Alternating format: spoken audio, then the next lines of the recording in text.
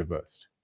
Now, strange things happen even between adversarial nations. In the past, Indian intelligence helped Musharraf when a Jaish-e-Mohammed, sort of strike was targeted against him. Your book reveals that there was a tip-off from the ISI to you about an imminent Al-Qaeda attack in Kashmir. Talk about that. Yes, so that was, I think, a very interesting development, and I took from it the lesson that Pakistan perhaps was not interested or did not specifically want another Pulwama. What happened was that there was a tip-off that came to me. Now, it's not unusual for Pakistan to tip off India or India to tip off Pakistan. These things happen outside the public domain between intelligence agencies for various reasons at various points.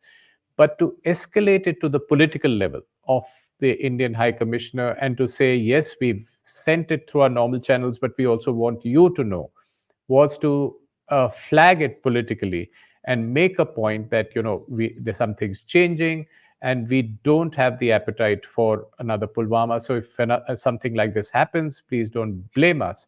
I think that was the point that we were seeing, that Pakistan was trying to make it clear to India and perhaps also the world that it was not favoring continuing this terrorism indiscriminately.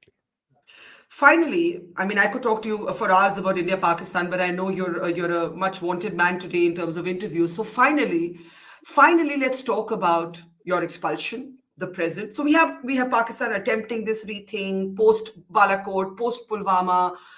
This tip off happens. This is, I think, in June 2019, and then August 5th happens. And 370 is gone, and everything changes in Pakistan's response to India. You are asked to leave, and you discover that technically you are the first High Commissioner to have been expelled in this manner because previously Vijay Nambiar was actually withdrawn.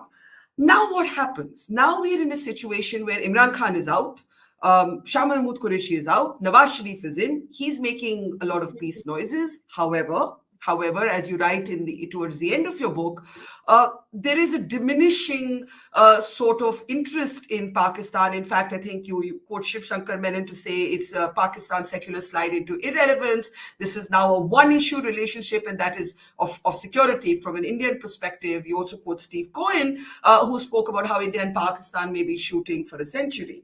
How do you see things today? Well, in a flux.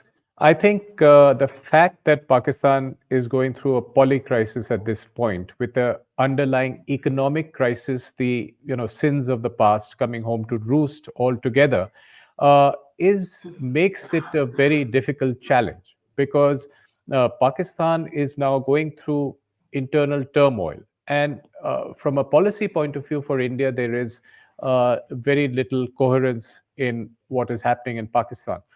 But I see 2024 with cautious hope, because there'll be an election in Pakistan, perhaps coherence, perhaps even if it's a selected prime minister in the shape of Nawaz Sharif, he would be in the same pages with the army.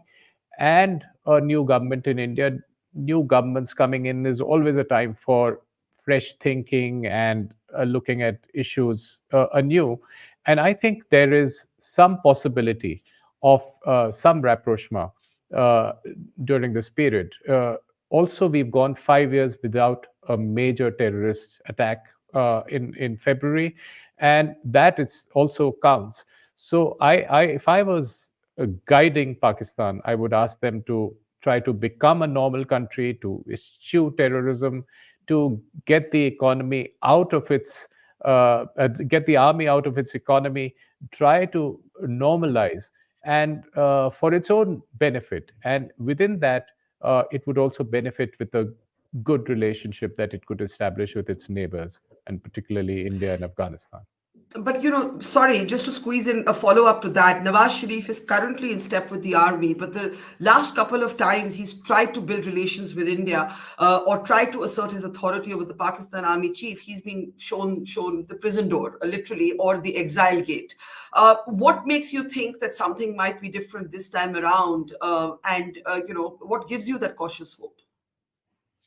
Well, because the army needs the Project Nawaz to extinguish the bad memories of Project Imran.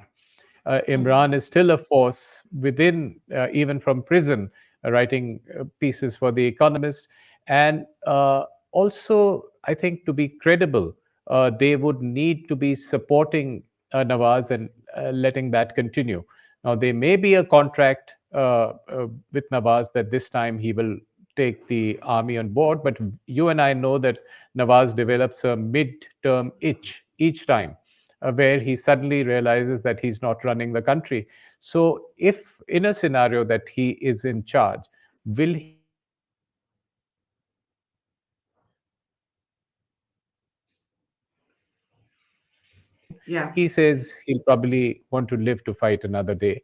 And he would probably want to go on in the short term and take it as it comes later. Well, Ajay Bisaria, we didn't get into the weeds of the Lashkar-e-Taiba and the Jaish-e-Mohammed, the two terror groups that are on top of India's concerns, dossier after dossier, sort of submitted before Pakistan. You seem to suggest that before the abrogation of 370, there was some move to arrest Jaish-e-Mohammed operators. Before we let you go, I want to ask you, given that you were expelled after the abrogation of 370, Pakistan has pushed itself into a corner because India is not going to roll this back. The Supreme Court has now upheld this abrogation. What is the face saver available to Pakistan to come back from its position that we won't talk to India given the abrogation? Well, Pakistan can develop several face savers. The Supreme Court, in its recent judgment, is probably giving them one. Elections in Jammu and Kashmir might be a proxy for reversing Article 370. In India is clear that the its Pakistan policy and Kashmir policy are separate, and Pakistan has no locus standi in Kashmir policy, which will go on its own steam. But that might give Pakistan a face saver to come out of the little corner that Imran Khan painted it in.